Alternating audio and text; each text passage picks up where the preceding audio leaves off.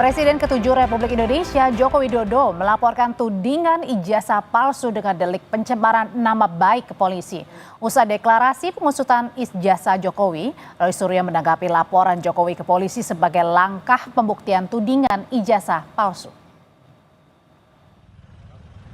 Presiden ke-7 RI Joko Widodo melaporkan 5 orang terkait tudingan ijazah palsu ke Polda Metro Jaya.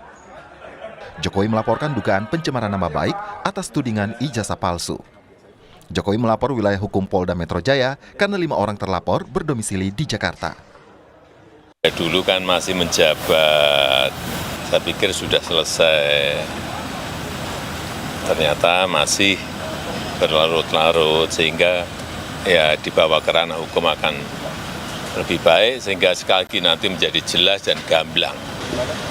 Ya ditanya banyak, tanya berapa pertanyaan tadi? 35. Tim penasihat hukum Jokowi mengeklaim ada 24 objek yang disertakan sebagai bukti dalam laporan dugaan pencemaran nama baik atas tudingan ijazah palsu. Penasihat hukum juga menyebut Jokowi menunjukkan ijazah SD, SMA hingga ijazah UGM ke penyelidik Polda Metro Jaya. 24 objek yang kita Pak Jokowi sudah laporkan juga, yaitu juga diduga dilakukan oleh beberapa pihak. Ya mungkin inisialnya kalau boleh saya sampaikan ada RS, kemudian ES, ada juga T, inisial T, ada inisial K juga.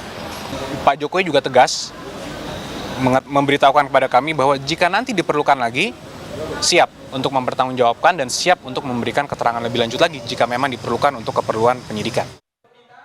Pakar telematika Roy Suryo mengeklaim mendapat dukungan dari sejumlah aktivis dan warga atas pelaporan terkait tudingan ijazah palsu Jokowi. Roy Suryo menyebut selain melapor ke polisi, Jokowi juga seharusnya bisa memenuhi panggilan untuk laporan yang lain. Roy Suryo pun berharap dalam pengusutan kasus ini tidak ada kriminalisasi. Tanggapan saya bagus ya. Jadi dengan begini nanti seluruh rakyat Indonesia itu bisa menyaksikan bagaimana seorang pelapor itu harus membuktikan juga bahan-bahan yang dia miliki. Dalam hal ini adalah ijazahnya yang kita pertanyakan ataupun kita duga itu tidak benar alias palsu. Lanjutkan saja dan nanti kita uji dengan teknologi, kita uji dengan kebenaran dan mohon untuk tidak ada kriminalisasi. Proses mediasi kasus gugatan dugaan ijazah palsu Jokowi yang digelar di Pengadilan Negeri Surakarta belum mencapai kesepakatan. Jokowi melalui penasihat hukumnya menolak tuntutan penggugat yang meminta Jokowi mempublikasikan ijazahnya. Tim Liputan, Kompas TV.